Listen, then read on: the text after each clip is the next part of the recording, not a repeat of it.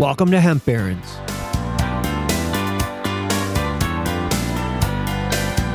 I'm Dan Humiston, and on today's show, I'm in Denver with my good friend Bob Hoban, who's the founder of the Hoban Law Group, which is the world's premier CannaBusiness Law Firm. You know, Bob's been a lawyer for hemp companies for a long time, long before hemp was the rage.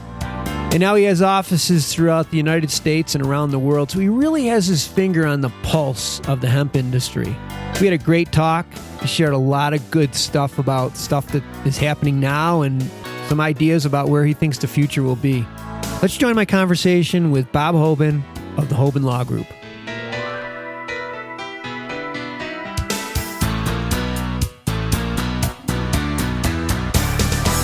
Hey, Bob, welcome to the show. Dan, thanks for having me. Good to talk with you today. Well, Bob Hoban is the president and founder of the nation's, or I should say the world's, premier CannaBusiness Law Firm. So, Bob, we've known each other for a long time, but I'll tell you what, the name of the show is Hemp Barons, and Bob Hoban, for those of you that do not know Bob was hemp before hemp was cool. Really welcome to the show. Thank you. That's definitely one way to put it. And hemp is king right now. Well, you can talk to us more about that. We've had a lot of guests on the show talking about how things have just really changed since the passing of the Farm Bill. And I think I'd like to hear it really from somebody that's really in the trenches. I mean, you were there before the Farm Bill was passed, and you're one of the driving forces behind getting the Farm Bill passed. So maybe just give us a little bit of background as to where, you know, how we got here and where specifically where we are right now. Sure. I got into the hemp side of the cannabis industry. Our introduction was on the marijuana side, opening some of the first dispensaries in the state of Colorado and Washington and Oregon and then down the road. And then the hemp opportunity came around as about as early as 2009. When a company called CannaVest, which is now CV Sciences, contacted us and began to seek some counsel on the legality of CBD or cannabinoid products that they were selling at that time, which gained a lot of attention and traction. And there was a question about legality. There was also a question about, sounds funny, but they were asking lawyers to help them devise their distribution strategy. And we then went down that road. And CV Sciences, the world's leading CBD companies, but back then they were looking for some guidance, and we were happy to provide it. Hemp Meds is, at least at that point in time, was a sister company. They're both based out of San Diego, and they were the two leading and largest distributors of these products back at that point in time, which seems like eons ago, but it was less than 10 years ago. Is CBD a legal substance? Where is it derived from? What's it derived from? Is it in the Controlled Substances Act? How do you distribute it? How do you advise distributors of the legality? Those are some of the questions that we had to handle. We addressed them.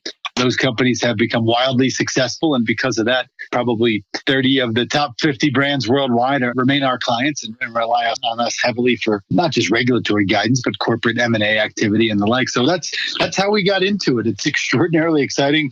And I thought, frankly, that the CBD industry was saturated 2 years ago. I couldn't believe it when people were calling me 2 and 3 years ago saying, how do we get into this industry? My opinion back then was it's too late. Well, if this demand is truly what it appears to be, it's insatiable. We've seen now Carl's Jr. is going to feature hemp-based CBD burgers. Who'd have thought it, you know, Dan? I had launched a protein bar here. There's a big sign on the board that said $2 for a CBD shot, and that's at the protein bar in Denver. This is everywhere now. It's mainstream. So specifically, what did the Farm Bill do that made it different? All right, so let's take it back to the first Farm Bill. So when I talked about CV Sciences, CannaVest, and I talked about Hemp Meds, that was prior to the 2014 Farm Bill, which really cracked the roof open of the CBD industry. Because what that did was it allowed states to enact programs whereby their participants could engage in research for scientific, agricultural, and market-based research. So the state of Kentucky actually sued the federal government in that period of time and said, how on earth can we do market-based research without a market? And that cracked open the ability to create commercial for-profit enterprises in this space. And then Congress followed and paved the path and said you can transport this product through interstate commerce. under that 2014 Farm Bill. But there were some problems with that Farm Bill. Problems such that we, our law firm, on behalf of a number of great clients, sued the DEA and got a very favorable result that declared that CBD is not itself per se a controlled substance, and that hemp wasn't a controlled substance. It was produced under that Farm Bill. But that Farm Bill was narrowly interpreted by the DEA and by other federal agencies to say, oh, this is for research purposes only. Well, how can you have market-based research without a market? And that was the debate that began, and that's what sustained the industry until later this year. Then 2018, we had the most unlikely source of the most significant cannabis reform in U.S. history was Mitch McConnell. Because of Kentucky's rich history with industrial hemp, they passed the 2018 Farm Bill, which makes it absolutely clear, unequivocally, this is not a controlled substance, and that products therefrom are not controlled substances. It authorized different federal agencies, the USDA in particular, and the FDA in particular, to govern these products. And that's where we are today. So when institutional capital, major retailers, so forth and so on, saw this, they came in a very, very, very big way.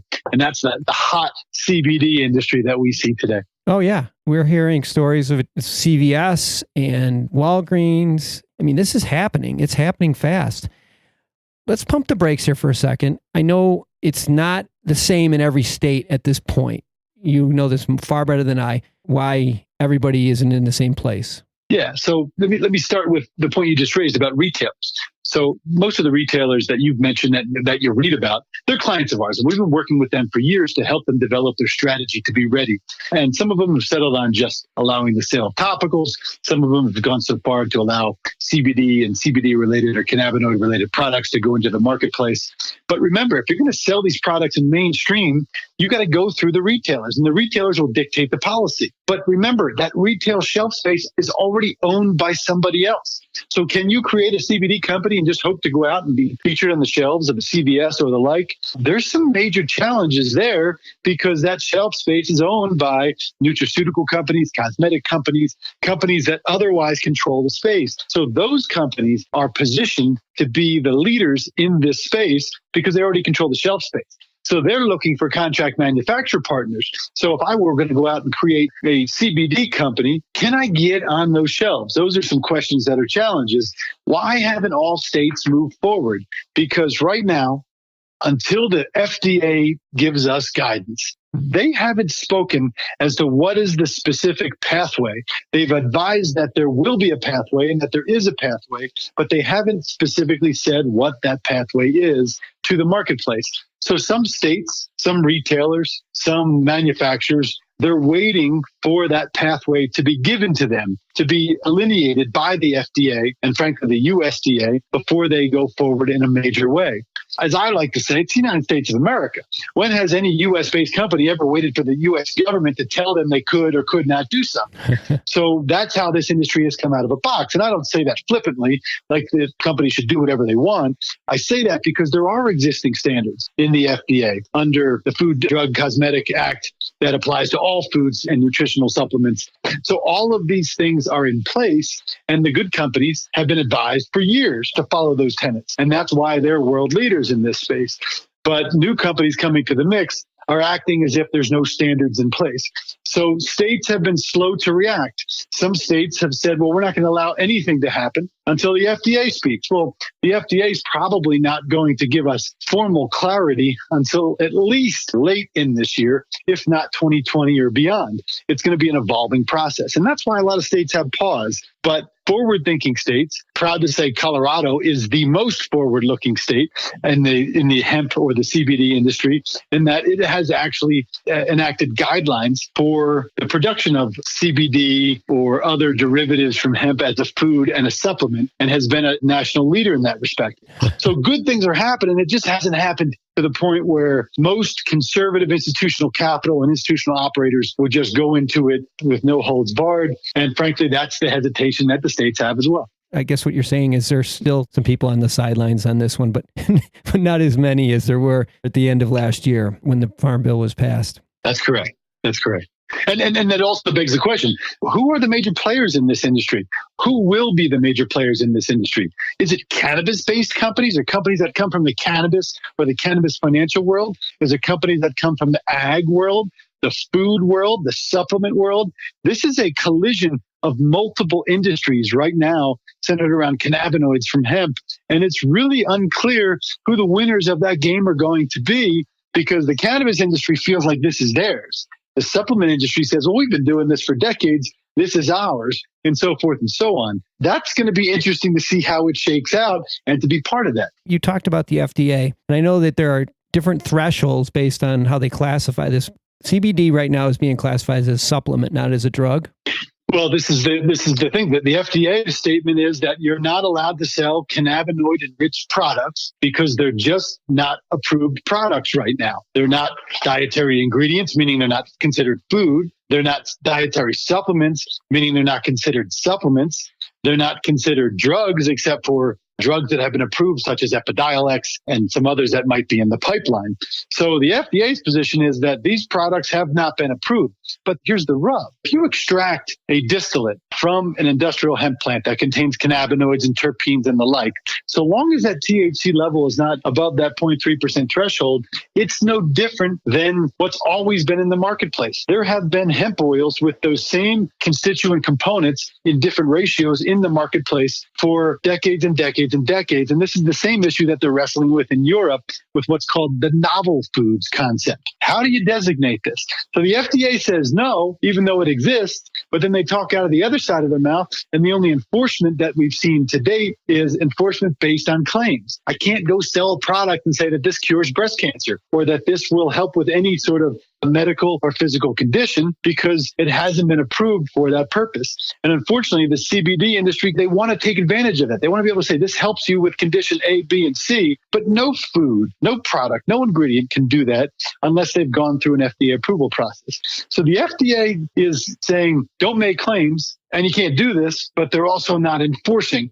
That's not a reason to do it, the lack of enforcement, but it's also telling about how this is going to be perceived. You know, one of the most interesting things that I see is that there's hundreds of patents out there held by pharmaceutical companies and entrepreneurs and otherwise.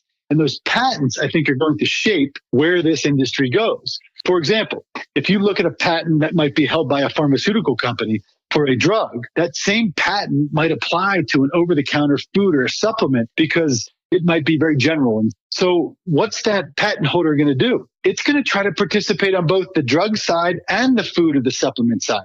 It's not going to try to shut down its competition. It's going to go to its competition and say, if you don't make a deal with me for a royalty interest on every unit you sell, we will shut you down, or at least try to, through the legal process. Mm-hmm. So the system is set up to allow all of these lanes to exist at the same time. And guess what? The FDA knows it. So that's one of the reasons I think that you've seen this slow play. Wow. Well, you mentioned a minute ago stuff that's going on in the UK, and I didn't mention this at the beginning of our podcast, but you've put 15 offices outside of the United States. And is that just because the same explosion that's happening here is happening all over the world? Yeah, but even more so in Europe in particular, because Europe, Japan, Latin America, these governments, these laws in other countries, they carve a very, very clear pathway to allow these products into the marketplace on a country-by-country basis. So you've seen tremendous development in those places. And one of the reasons we build offices outside of the U.S. is not only to provide legal services, but we've literally created and built the global cannabis supply chain in large part through our clients, through working with government partners, and through understanding the pathways that do exist for these products right now and connecting. A lot of what we do is connect a supplier in Colombia with a buyer in Poland who wants to manufacture products and distribute them in Germany and Czech Republic. That is something we deal with every day. And that's one of the most exciting things to be a part of. Literally on the ground, pioneering the creation of a global supply chain for hemp, which is what we've also done in part with the high THC or the marijuana oil, but it's a far more limited and controlled marketplace. Mm-hmm.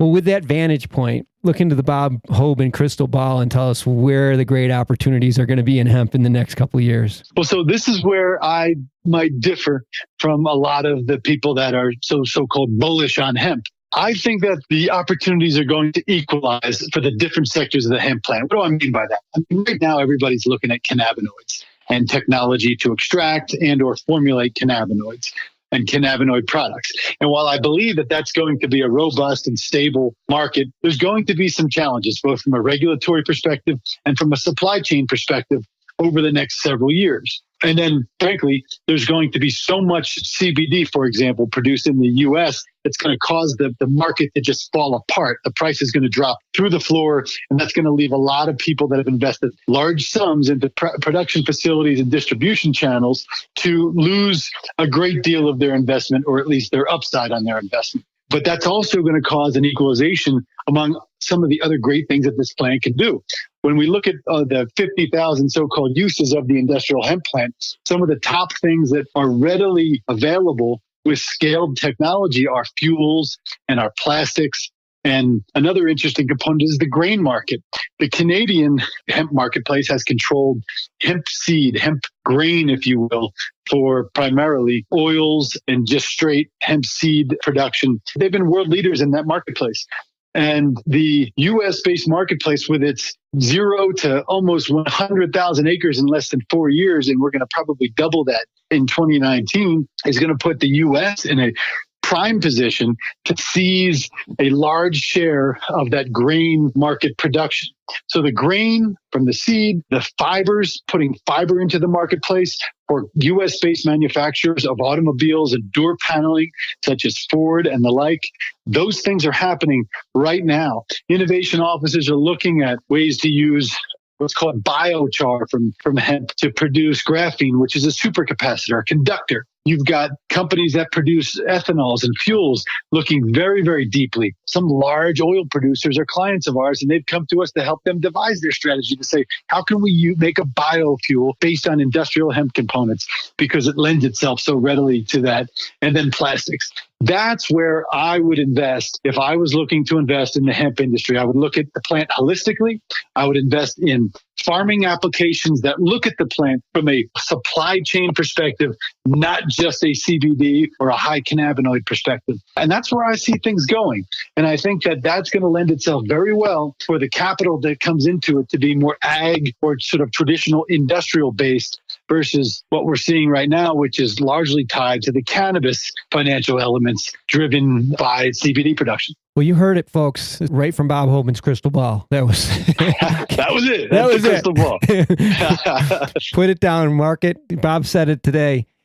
We've been speaking with Bob Hoban, who is the founder of the Hoban Law Firm. And as I said earlier, one of the pioneers in the hemp industry. Long before hemp was cool, Bob was knee deep in the hemp industry. I have all of Bob's information on our website. And if anybody needs any information, I'm sure somebody at Bob's firm will be there to help you, even if you're in another country. So, Bob, it's always great to have you on the show. I'm sure we'll be talking again soon, but any closing mark for our listeners? No, I appreciate the time, and it's always good to talk with you, Dan. And at the end of the day, for those folks that are looking at the hemp industry, I would pump the brakes. I'd tap the brakes. You don't have to pump the brakes hard, but as you look at investment and opportunities, tap the brakes and prepare for what tomorrow brings, not necessarily what today brings. That's just good business advice overall, but it's particularly useful in the hemp industry. Well, I appreciate that, Bob, and I appreciate you being on the show. Let's stay in touch. Good luck. Sounds good, then.